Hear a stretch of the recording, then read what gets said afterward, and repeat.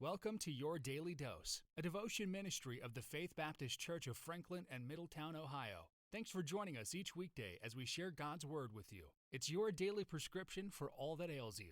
And now, Your Daily Dose. Good morning. Welcome to the Daily Dose. Seth Kraus, and I just wanted to share a quick thought with you here this morning as we kind of get our day started. I was recently thinking about a time in my life when I was really thirsty.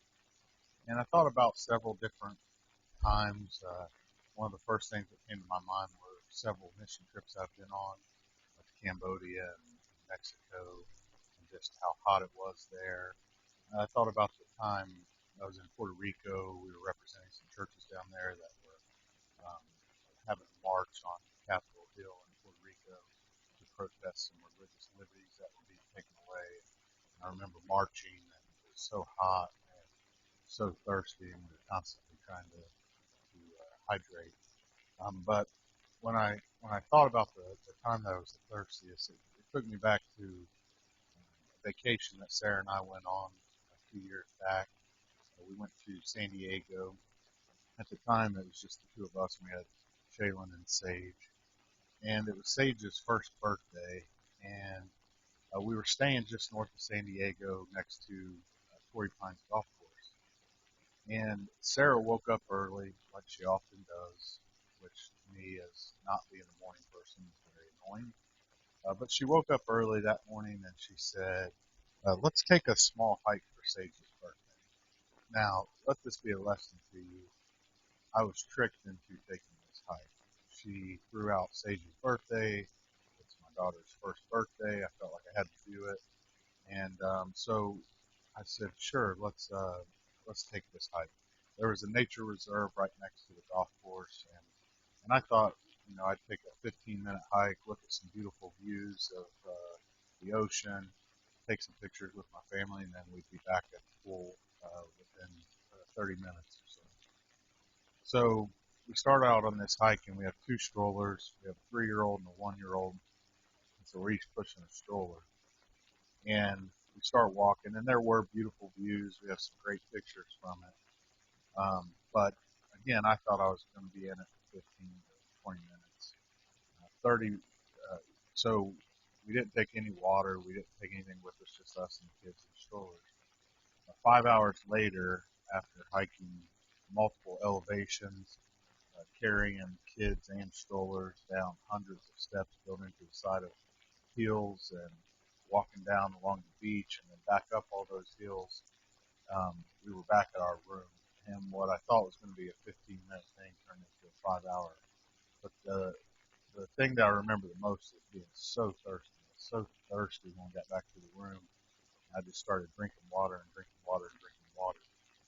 And when I think about that desire for water, I often go back to the story in the Bible about the woman at the well. And much like that day for me, she was searching for water the day that we're going to read about here in the Bible. But she was searching for water but found something much greater. I'm currently reading a book right now by Mark Hall. He's a youth pastor in Georgia and also the lead singer for Casting Crowns. And he wrote a book called The Well. And what made me get this book and start reading it, Sarah and I were listening to him speak in person, and he was telling a story about the well before he sang this song about the woman at the well. And I'd read this account in the Bible so many times, but God always seems to give you something fresh and new every time, at least for me, every time I go back and read something. And I knew the concept that he was talking about, but it really hadn't hit home. And Mark Hall here said, in this, when we were listening to him speak, he talked about how this woman had to go to the well at noon. And at first I thought, it's no big deal. But then when you start looking at it and you start reading about it, the reason she was going at noon was because of her past sins and her reputation. Because in the Bible times, most of the women would have gone early in the morning or evening, yet she went at noon. And I was listening to him say this, and I bought the book and started reading it. And I think, her going at noon in the middle of the heat just to avoid judgment and shame that she would experience if she went in the morning. That just struck me, and so I want to read just a few of the verses in this passage. The whole passage is John chapter 4, verse 1 through 42, and I'm just going to read a few of them. But there's really two takeaways that I took during this study myself, and I hope that you will find helpful. The first one is, and I think this is obvious from the story, but we need to be like Jesus and love people the way Jesus loves people. And the second thing that hopefully we take away from this is that Jesus is the well. He supplies everything we need, and He is the living water. So I'm going to read verse 4, and we'll get started from there. It says, "And he must needs go through Samaria." Now, Jesus had just finished in Judea, and he was going to depart to Galilee. And it starts by saying that he must needs go through Samaria. Now, I know if you look at the map, if you read some of the commentary, uh, on the way from Judea to Galilee, he would have had to go through Samaria. But I think there's something much greater here at play. There's two things. Number one, during this time, Jewish people often would travel, even if it's a longer distance, they would travel around Samaria because they did not like the people that lived in Samaria. And the second thing is, I think it's clear that Jesus had a divine appointment with this lady. And so in verse 4, we read that he must go through Samaria. I think about the many times that, when I read this verse, I think about the many times where I think God had a divine appointment for me, yet I may have missed that appointment because I wasn't listening to the leading of God. So that verse is always convicting to me. And then in verse 6, we read that Jesus had been traveling, he was tired, and he sat down. I love how the Bible shows us that Christ was fully human while still being fully God. In this verse, we read that it was the sixth hour, and as I stated a minute ago, that would have been right around noon in present day time.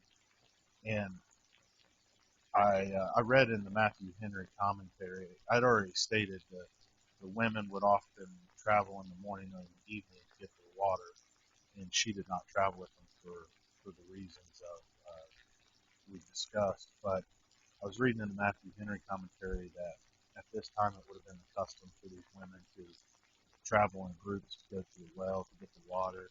They would be laughing, joking, talking, seeing how everybody's day was going. And but this one lady that we read about here wasn't comfortable going with them for various reasons. And just as a side note, for me, I hope that it wouldn't be said about me that I'm the kind of person that others would be afraid to come to the well at the same time as me. And I hope that we're not those kind of people that this woman at the well wouldn't feel comfortable coming around.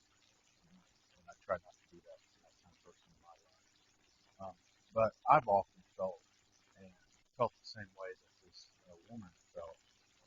There's times where I've been ashamed of my sin and my lack of relationship with Jesus, and I've tried to come to the well at me to avoid that judgment or that contempt. And I think we often judge people based on their reputation or prejudice, but thankfully Jesus sees individuals and has compassion on them. And we're going to read about that here. Verse 7, it says, "There cometh a woman of Samaria to draw water. Jesus saith unto her, Give me to drink." Now again, I stated, but at this time, Jewish people were often not taught to people from Samaria. And in particular, Jesus as a man talking to a Samaritan woman would have been very uncommon. But thankfully, Jesus often broke those tendencies or those customs that we read about. But I love, the one thing I love about this part of the scripture is that Jesus shows us an example here how you can reach people in so many different ways. We have so much technology and things that we can reach people, but Jesus shows us how that we can take people's circumstances or their experiences in life and lead them to Jesus. Here, this woman simply was coming to a well to get water, and yet Jesus used that experience and told her about how to have a relationship with Christ. Um, in my life application study Bible that I have, I wrote down this quote that I thought it was really good. It's in the notes part when it's talking about verse 7 through 9. It says, "The gospel is for every person, no matter what his or her race, social position, or past sin. We must be prepared to share this gospel at any time and in any place. Jesus crossed all barriers to share the gospel, and we who follow him must do no less." I love that verse. Jesus, um, it didn't matter who the person was, where they were, who they were, what their past sins were. He wanted to reach to people. And I think that's a good lesson for us as well. We see down in verse 10, it said, "Jesus answered and said unto her, If thou knewest the gift of God, and who it is that saith to thee, Give me to drink, thou wouldst have asked of him, and he would have given thee living water." Again, um, here she doesn't get it. She's still thinking about earthly things. She's still thinking about the physical water that she's trying to draw about as well. But Jesus is trying to explain to her, look, the living water is standing right in front of you. If we skip down to verses 13 and 14, it says, "Jesus answered and said unto her, Whosoever drinketh of this water shall thirst again. But whosoever drinketh of the water that I shall give him shall never thirst. But the water that I shall give him shall be in him a well of water springing up into everlasting life." Just like I was in San Diego, I was so thirsty and I drank so much water that I couldn't drink anymore. But guess what? Later that day, I was thirsty again. And I feel like often in life we spend so much time pursuing and chasing things that are never going to satisfy us. We're going to thirst again, if you will. Yet, when we really grasp the living water that's right in front of us, we will never thirst again. I'm going to skip down to verse 16 and through 18. It says, "Jesus saith unto her, Go, call thy husband and come hither. The woman answered and said, I have no husband. Jesus said unto her, Thou hast well said, I have no husband. For thou hast had 5 husbands, and he whom thou now hast is not thy husband, and that sayest thou truly." Jesus didn't tell her to go get her husband because he assumed she had one or didn't know that she did not have a husband. Jesus knows literally everything. And so he was simply pointing out her sin, but for a very specific reason, I believe. Jesus exposes our sin not to shame us with it, but to free us from it. And I think that's exactly what he was doing here. Jesus is a loving and accepting God. Now, he doesn't excuse our sin, but he loves us in spite of our sin. And I'm thankful that he does that. We'll skip down to verse 25 and 26. It said, "The woman saith unto him, I know that Messiah cometh, which is called Christ. When he is come, he will tell us all things." And then this verse is key. "Jesus saith unto her, I that speak unto thee am he." Uh, can you imagine being there at this time when these two are talking, Jesus and this woman at the well? In verse 25, she had the head knowledge of the Messiah, of Christ that was coming. Someone had talked to her about that probably as a child, and she knew that the Messiah was coming. Yet she didn't realize that the Messiah that she was talking about was standing right in front of her. And can I pause here just to mention something that I think is amazing? Jesus often, as we read in the Bible, spoke to large crowds. He spoke to groups. He spoke to um, people in different settings. But the thing I love about this verse is that Jesus devoted his time to speak to this one woman in this one place at this one time because he loved her and was about to die on the cross for her. I love that picture that we have here that Jesus would go seek out this one woman in this one place at this one time. And the reality is he loves me and you like that as well. He cares about us as individuals. He cares about our problems, our hurts, our fears. He pursues us. We have an amazing, loving God, and we should pursue him as well. We'll kind of finish up here in verse 28 and 29. It says, the woman, and I love this part, it says, the woman then left her water pot and went her way into the city, and saith to the men, come, see a man which told me all things that ever I did. Is not this the Christ? This is a beautiful picture for us of a woman that came to the well to get water. She was simply just trying to get some water, something that she needed to survive. And notice that she left the bucket at the well. The one thing that she came to do made little difference now because she had the living water, something that she couldn't live without. And we often find our identity and value in earthly things when the one that made it all stands right there in front of us. I love the fact that she just left this bucket and she takes off running back into town. And I think about this woman with this reputation running back into town, the town that had kind of shunned her, that she was trying to avoid. Yet she went running back into the town at noon um, to tell people, to desperately and passionately tell people about Jesus. We have that same message today that this woman had in this Bible time. Yet we're often intimidated to tell our neighbor or to tell our friend at school. We certainly don't run around town telling people like we should.